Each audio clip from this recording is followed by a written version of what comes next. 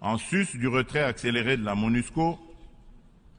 la République démocratique du Congo réitère sa demande au Conseil de sécurité de l'ONU de sanctionner toute personne physique et morale reconnue comme auteur, co-auteur et complice, matériel et intellectuel des crimes de guerre et contre l'humanité,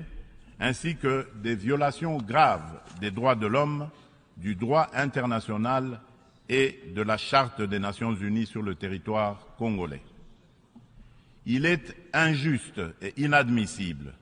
que des personnes citées comme responsables des crimes graves susmentionnés dans les différents rapports des experts de l'ONU elle-même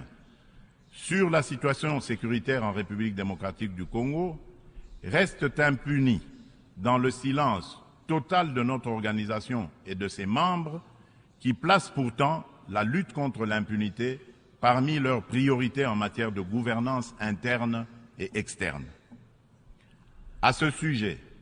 le gouvernement de la République démocratique du Congo salue chaleureusement les sanctions que vient d'infliger le gouvernement des États-Unis d'Amérique au Rwanda pour son soutien au groupe terroriste du M23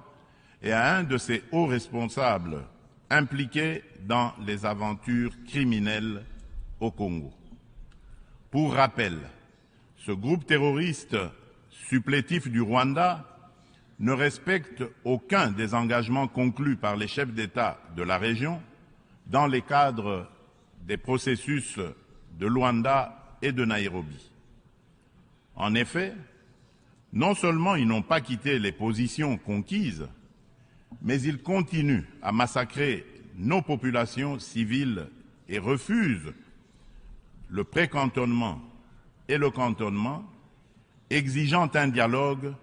qui ne leur sera jamais accordé.